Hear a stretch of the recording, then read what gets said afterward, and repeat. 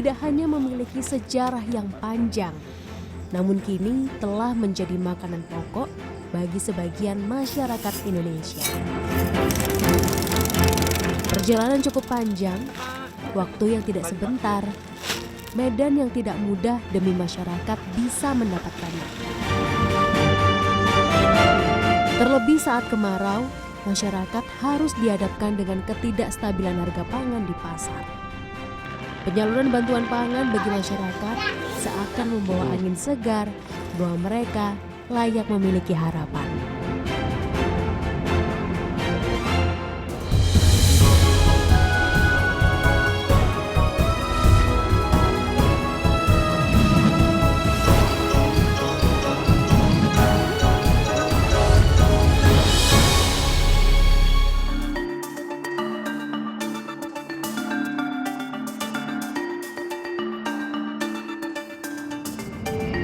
Fenomena El Nino di musim kemarau dapat memicu kekeringan, berdampak adanya kebakaran hutan, hingga tidak stabilnya harga pangan di pasaran. Tidak hanya di Pulau Jawa, daerah yang memiliki julukan 1000 sungai dan dilewati jalur Katulistiwa, Provinsi Kalimantan Barat, juga mengalami dampak kemarau. Fenomena El Nino nampaknya cukup berdampak bagi kenaikan harga pangan termasuk beras. Bahkan di beberapa wilayah di Indonesia, harga beras masih melambung tinggi. Termasuk salah satunya tempat saya berdiri saat ini, Kalimantan Barat, tepatnya di Kota Pontianak, harga beras masih mencapai Rp13.000 per kilogramnya. Pemerintah Indonesia melalui Badan Pangan Nasional menugaskan Perum Bulog untuk menggelontorkan stok cadangan beras dengan program stabilisasi pasokan dan harga pangan atau SPHP atau operasi pasar, serta melalui program penyaluran beras bantuan pangan tahap kedua. Program stabilisasi pasokan dan harga pangan atau beras SPHP telah membanjiri pasar-pasar seluruh daerah melalui pedagang maupun distributor mulai awal tahun 2023. Dari Januari hingga Oktober 2023, Perum Bulog telah menggelontorkan 880.000 ton beras SPHP di seluruh Indonesia melalui pedagang dan pengecer serta retail. Program SPHP tertuju untuk seluruh lapisan masyarakat. Untuk SPHP itu enggak tebang pilih. Kita dari masyarakat menengah ke bawah, juga masyarakat menengah ke atas. Itu seluruh lapisan masyarakat kita salurkan untuk SPHP. Dan untuk sedangkan program bantuan pangan yang tahap 1 dan tahap kedua itu sama, itu hanya penugasan Bari Bappenas, itu untuk jenis dan jumlah penyaluran sudah ditentukan oleh pusat. Kita hanya melaksanakan.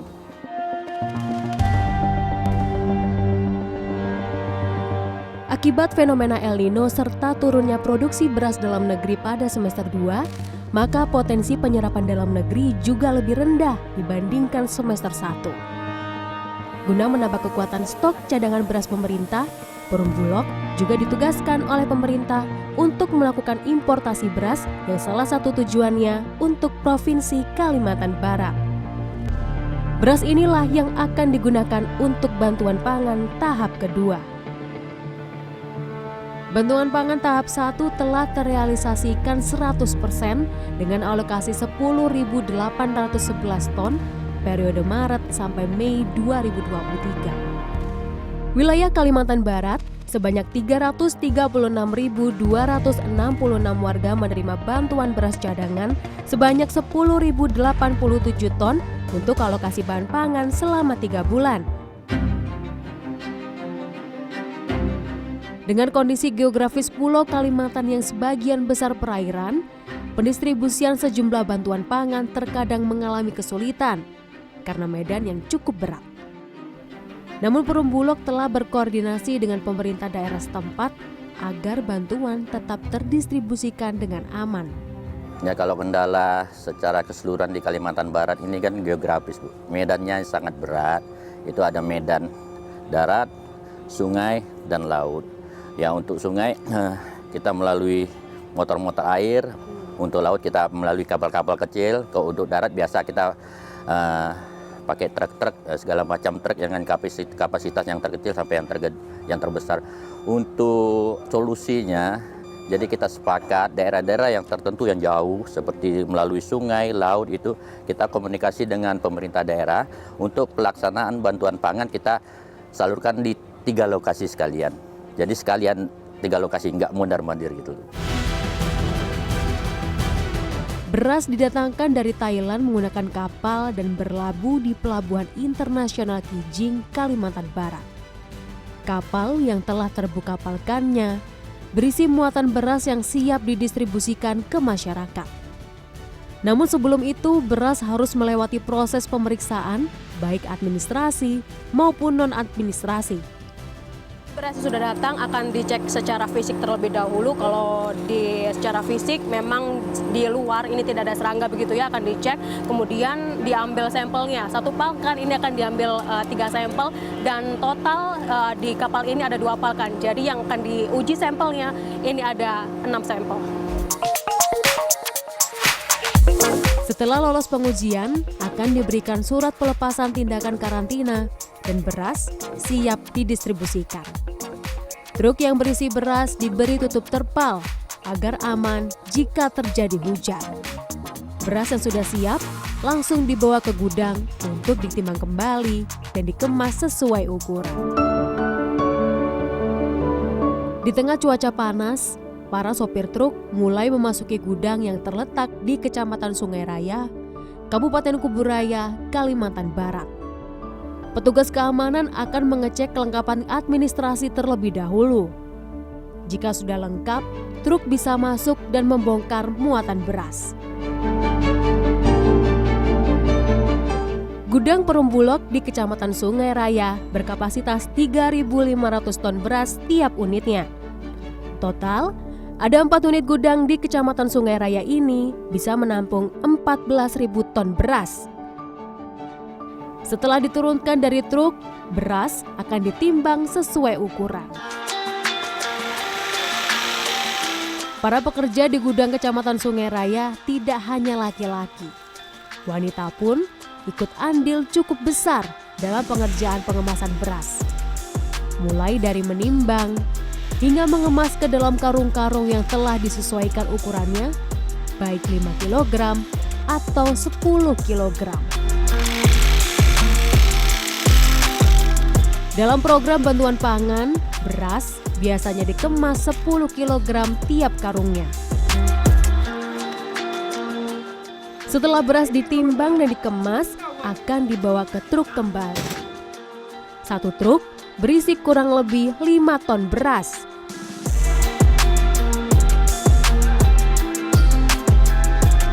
Selama proses persiapan dari gudang, beras dikawal langsung oleh transporter yang akan membantu mendistribusikan beras hingga sampai ke masyarakat. Perjalanan beras untuk sampai ke masyarakat akan segera dimulai. Kali ini, bantuan pangan tahap kedua akan menuju ke Dusun Sungai Ano, Desa Sungai Enau, Kecamatan Kuala Mandor B, Kabupaten Kuburaya, Kalimantan Barat.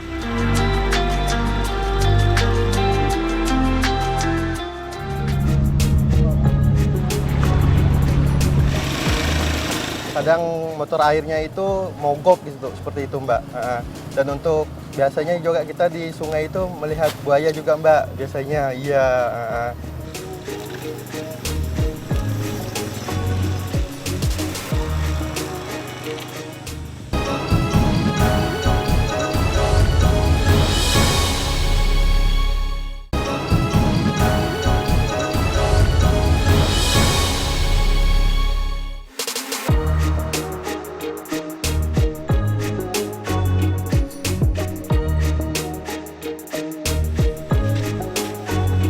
Di tengah terik matahari daerah Katulistiwa, para transporter memindahkan beras dari truk ke kapal barang.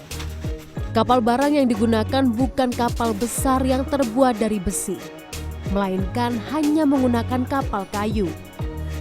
Kapal barang hanya dapat menampung kurang lebih 30 ton barang bawaan dengan maksimal 4 hingga 5 awak kapal. Beginilah cara transporter untuk mendistribusikan barang di sejumlah wilayah di seberang Sungai Enau. Untuk waktunya memakan waktu kurang lebih 4 jam dan memang harus menggunakan kapal karena tidak ada jalur darat. Satu persatu karung beras dipindahkan ke kapal. Disinilah peran transporter untuk mengecek jumlah beras yang akan didistribusikan. Mas, ini kan perjalanannya nanti 4 jam ya? Iya, betul. Persiapannya kayak gimana aja sih Mas kalau dari transporter? Persiapannya kita pertamanya itu mulai dari gudang dulu ya Mbak ya. Itu jam 8 pagi gudangnya buka, kita itu menyiapkan truk untuk pemuatannya ke truk itu Mbak. Dari itu selesai pemuatan, kita langsung berjalannya ke steher, biasanya kita sebut itu di Pontianak itu steher Mbak ya, atau dermaga kapal. Nah, setelah itu barulah kita bongkar lagi untuk langsiran keduanya itu di kapal itu Mbak, biasanya seperti itu.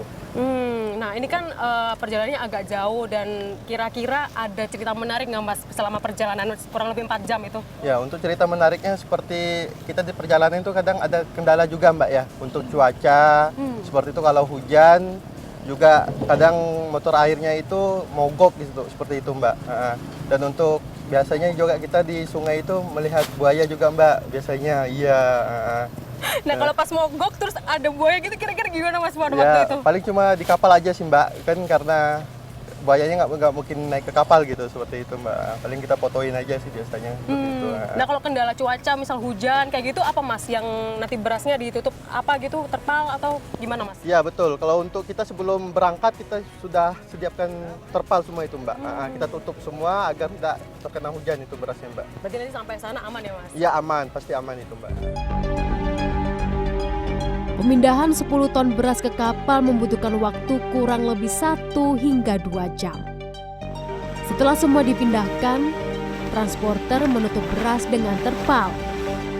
Selain agar tidak terkena hujan, beras menjadi tetap aman, tidak terkena air sungai saat perjalanan.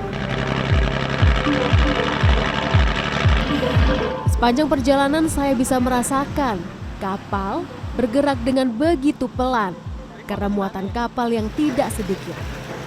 Kapal seakan hampir menyentuh air sungai karena beban yang cukup berat. Pak, untuk kali ini kita mau kemana aja Pak? Kita tujuan kali ini mau ke Desa Sungai Enau, Kecamatan Kuala Mandurbe, Kabupaten Kuburaya, Mbak. Nanti kita bakal ke desa atau dusun mana aja Pak kira-kira? Desa Sungai Enau itu ada 7 dusun, Mbak. Titik yang pertama nih kita mungkin akan menurunkan 1.600 kilo sekian, Pak. Titik kedua 2.500 sekian, Pak. Sampailah nanti Desa Sungai Enau sendiri ada 344 BB atau 3.440 kg per bulan alokasinya. Alokasinya atau kalau 3 bulan 10 ton 320 kilo. Wah, berarti ini yang dibawa kali ini berapa ton Pak? 10 ton 320 kilo alokasi September, Oktober, November, Pak. September, Oktober, November. November, Nah nanti bulan. berarti setiap 3 bulan lagi ada lagi Pak kayak gini? Kalau sementara untuk bantuan Bapak tahap 2 nih sampai Oktober aja nih, Mbak. Alokasi September, Oktober, November nih, Mbak. Oke, nah itu Semoga kedepannya masih ada lagi, Mbak. Oke. Nah ini nanti di desa yang pertama Pak, khususnya yang nanti kita mau sambangin. Ada berapa Pak orang yang bakal menerima? Dusun Sungai Ano ya, Mbak ya. Yang pertama, titik pertama kita. Ya sekitar 50 PBP, Mbak. Sekitar 50 PBP, Mbak. Per orangnya dapat berapa Pak? Per orangnya dapat 30 kilo, Mbak. 30 kilo ya Pak? Kilo. Jadi satu alokasi mereka dapat 10 kilo, Mbak. Oke. Jadi 3 bulan nanti 30 kilo. 30 kilo. Siap.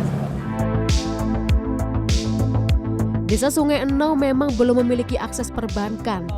Bahkan akses ke pasar, masyarakat harus menyeberangi sungai untuk bisa ke kabupaten atau kota. Semua akses menuju ke kabupaten atau kota harus menggunakan kapal atau bahkan hanya perahu kayu. Nah akhirnya beras-beras ini sampai di dusun Sungai Ano. Nah ini beras-beras ini akan diangkut naik motor karena kalau jalan kaki masih harus jalan 1 jam. Nah yang di kapal ini akan lanjut lagi ke desa Sungai Enau.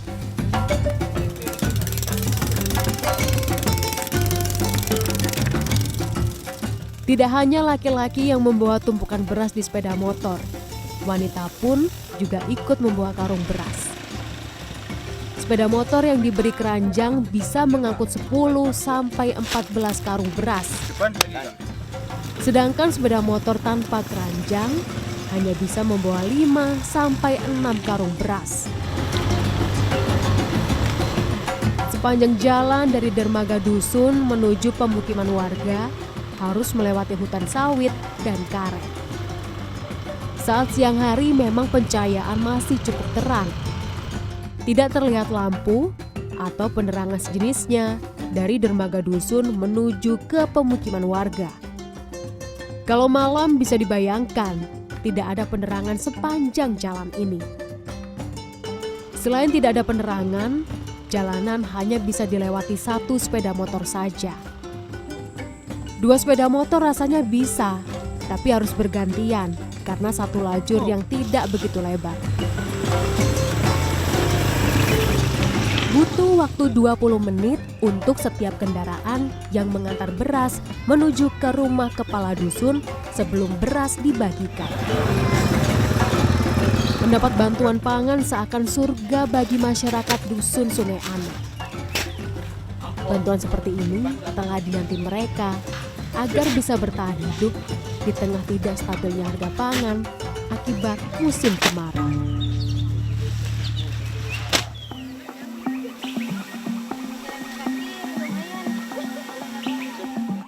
Saya kan perempuan, sebagai ibu rumah tangga kan hanya mengandalkan pekerjaan saya, jadi nggak cukup ya dicukupin aja gitu kan, soalnya kerja sendirian gitu kan.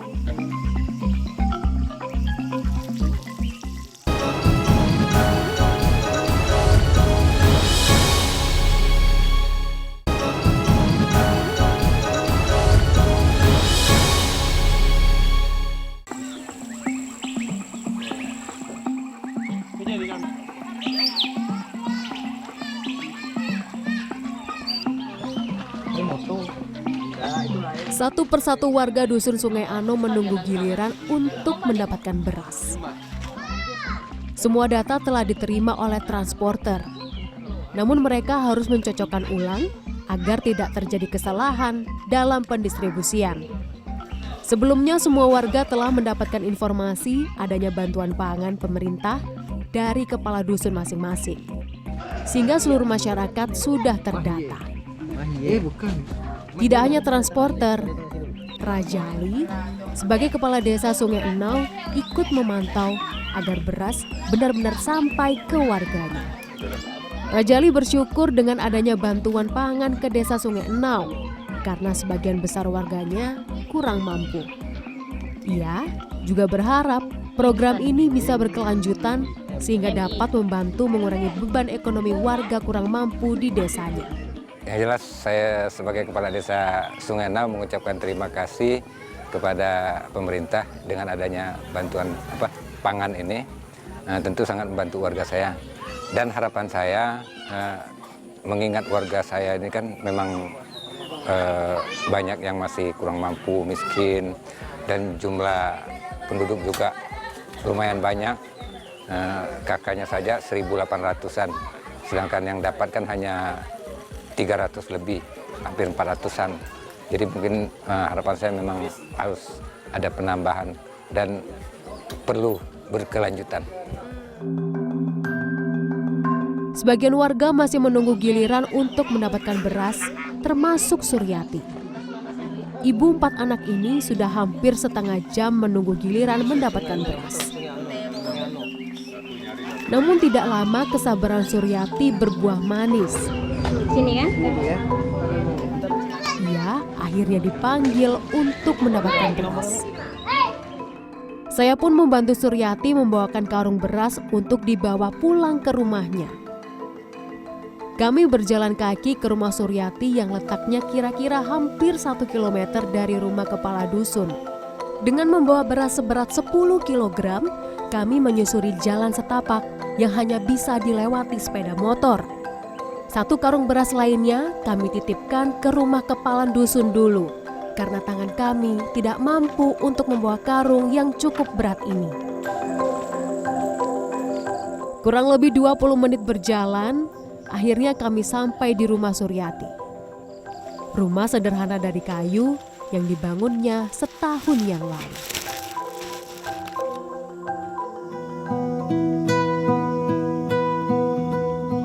Meski memiliki 4 anak, Suryati hanya tinggal dengan ketiga anaknya.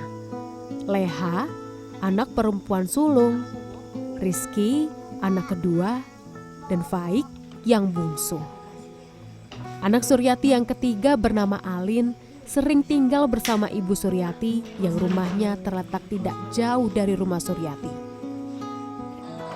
Di dapur yang cukup kecil inilah Suryati memasak. Masakan sederhana yang dirasa cukup untuk diberikan kepada anak-anak tercintanya. Beras yang tadi ia dapatkan dimasak dengan kayu. Leha, anak pertama Suryati, tidak bisa melanjutkan sekolahnya karena tersendat biaya. Leha berhenti di kelas 2 SMA. Rizky, anak kedua Suryati, masih bersekolah kelas 2 SMP. Sehari-hari Rizky juga membantu ibunya mengambil getah karet. Sedangkan Faik yang bungsu sibuk bermain dengan mainan seadanya. Suryati bersyukur dengan bantuan pangan dari pemerintah. Selain menurutnya kualitas berasnya bagus, ia bisa menabung untuk mencukupi kebutuhan sehari-hari. Ibu berarti sehari-hari kerjanya apa, Bu? Ambil getah pohon karet gitu. Ambil getah pohon karet. Itu dari jam berapa sampai jam berapa, Bu? Dari habis subuh sih biasanya jam 5 turun gitu. Jam 8 pulang. Suami, Bu? Suami ada, katanya sih kerja, tapi nggak pernah pulang sih. Itu juga Dari kapan itu, Bu? dari 2020.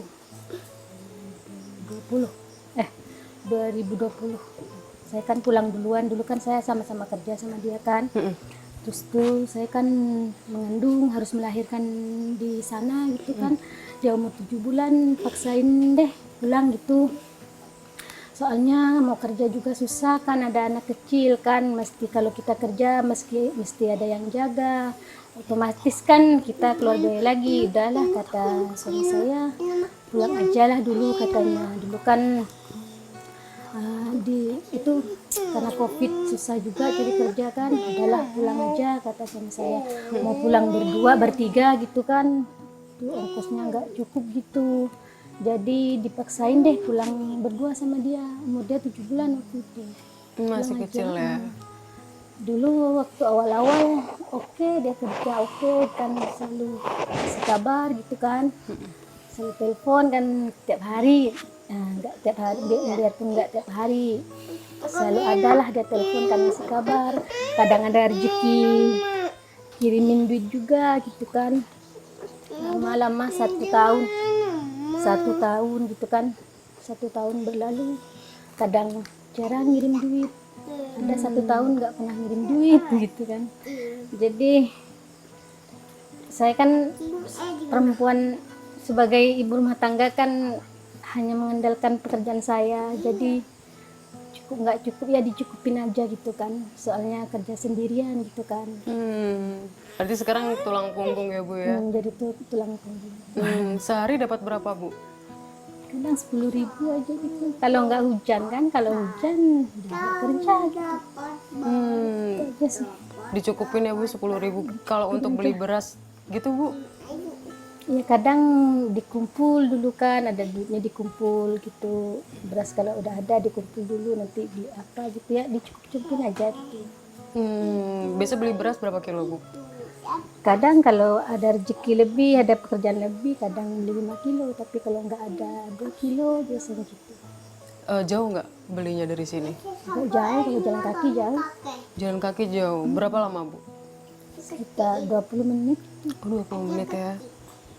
Nah, kalau ada bantuan dari pemerintah kayak gini, harapan Ibu kayak gimana sih, Bu? Harapannya sih ya ada terus tiap bulan gitu, biar otomatis pribadi saya aja biar terbantu gitu aja sih. Biar kalau ada duit lebih biar beli buat kebutuhan yang lain gitu.